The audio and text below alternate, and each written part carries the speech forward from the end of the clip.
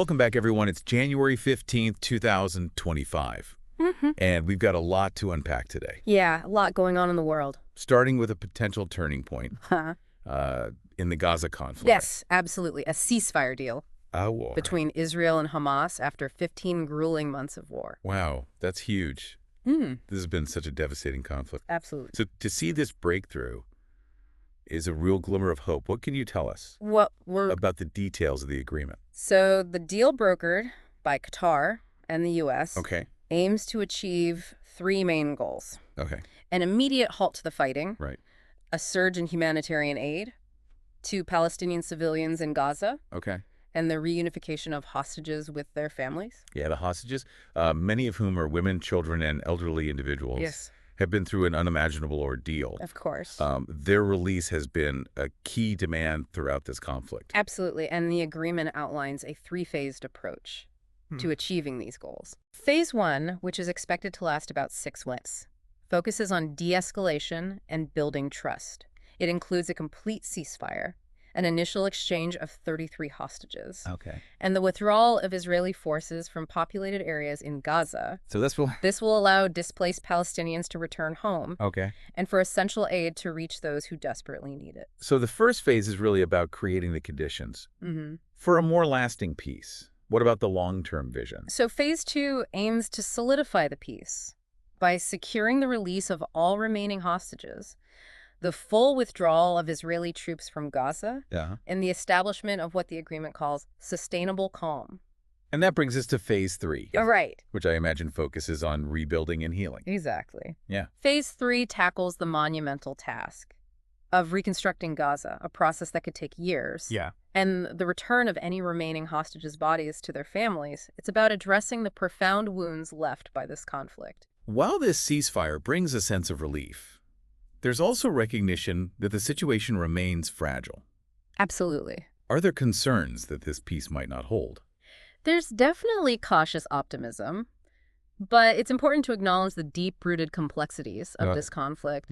Analyst Jonathan Bowen, for example, argues that while this deal may stop the bloodshed in the short term, it doesn't address the underlying issues that have fueled this conflict for decades. He warns that the war's consequences, such as Hamas's continued strength, potential war crime accusations against Israeli officials, and the involvement of groups like Hezbollah, could pave the way for future clashes. So while this is a positive step, there's still a long and uncertain road ahead. Absolutely. It's also important to remember the human cost of this war. Over 46,000 people have been reported killed in Gaza, and thousands more have been displaced. The scale of suffering is immense. We heard reactions from President Biden and Prime Minister Netanyahu. But what about the people directly affected by this conflict? What are they saying? Well, there's a range of emotions, from relief to cautious hope. A 17-year-old girl named Sanibel, living in Gaza City, told the BBC, "All of us are delighted. Finally, I will put my head on my pillow without worrying. It is time to heal." It's a powerful sentiment that speaks to the deep yearning for peace. On a different note, let's shift our attention to the UK, where there's some surprisingly positive news on the economic front. After months of gloomy forecasts, it seems there might be a light at the end of the tunnel. The UK is seeing a welcome drop in borrowing costs, driven by an unexpected decrease in inflation. This is significant because lower inflation generally leads to lower interest rates on government borrowing. And this news comes as a relief to Chancellor Rachel Reeves, whose recent budget policies have been criticized for potentially contributing to market instability. The yield on 10-year UK government bonds, known as gilts, has dropped below 4.8%, easing from a 16-year high. This suggests that investors are more confident about the UK's economic prospects. Can you explain what this means for people who aren't economists? Sure. How might these shifts affect their everyday lives? Think of it this way. When the government has to pay less to borrow money, it has more resources to invest in public services and stimulate the economy. This could potentially lead to lower taxes, increased spending on infrastructure projects, or even job creation initiatives. For individuals, lower inflation could mean that the cost of goods and services doesn't rise as rapidly. giving their money more buying power. So it's a positive development that could have ripple effects throughout the UK economy. And this trend isn't limited to the UK, is it? You're right. We're seeing a similar easing of core inflation in the U.S., which has fueled speculation about potential interest rate cuts by central banks. This has, in turn, led to a surge in share prices and a ripple effect across global bond markets, causing a decrease in yields in other countries as well. So there's a sense of cautious optimism in the global financial markets, with hopes that this downward trend in inflation will continue. Certainly. However, as with any economic trend, it's important to remember that things can change quickly. From the complexities of global finance, let's turn our attention to the world of music, where we're mourning the loss of a true icon. Sadly, singer Linda Nolan, best known as a member of the beloved singing group The Nolans, has passed away at the age of 65 after a long battle with cancer.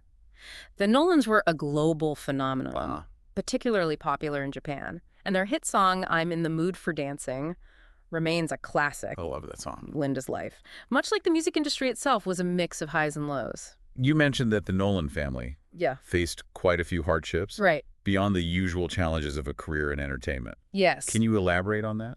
Their story was marked by both triumph and tragedy. Anne Nolan, Linda's sister, bravely revealed years of abuse at the hands of their father. A disclosure that shook the family and their fans. They faced financial struggles, and there was a very public falling out, an eventual reconciliation between the sisters. And then there was the devastating loss of their sister Bernie to breast cancer. Yes, Bernie's passing in 2013 was a profound loss for the family. Linda herself battled cancer multiple times, showing incredible strength and resilience in the face of adversity. Despite those challenges, it sounds like she never lost her spirit. Right. Or her determination to live life to the fullest. Absolutely. Linda Nolan was known for her infectious energy, her vibrant personality, and her ability to find joy even in difficult times. She leaves behind a legacy of music and a spirit that touched countless lives. From celebrating a life well lived, we turn to a story that highlights the darker side of our increasingly digital world. This case involving AI technology, this stark reminder of how vulnerable we can be online. This is the case of a French woman who lost a staggering 830,000 euros to a scammer posing as Brad Pitt, using AI-generated images and messages to create a convincing illusion. Wow, this scam sounds like something straight out of a science fiction movie. I'm curious to know how they managed to pull this off without raising any red flags. The scammer's approach was incredibly sophisticated, exploiting both human emotions and cutting-edge technology. It began with a seemingly harmless connection on Instagram, where the scammer contacted the victim, Anne, pretending to be Brad Pitt's mother. So they started by establishing a connection that wouldn't immediately set off alarm bells. Exactly. Then a fake profile of Brad Pitt himself continued the communication. This is where the AI technology comes in.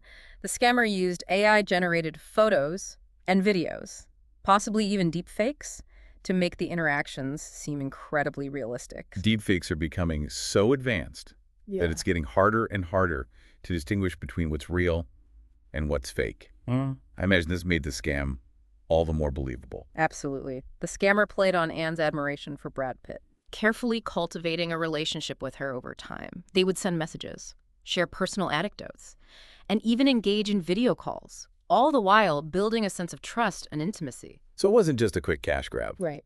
They invested time and effort into building a believable persona and an emotional connection with the victim. Precisely. And as this bond grew stronger, the scammer gradually began asking for money, citing various emergencies like customs fees, medical bills, and legal issues.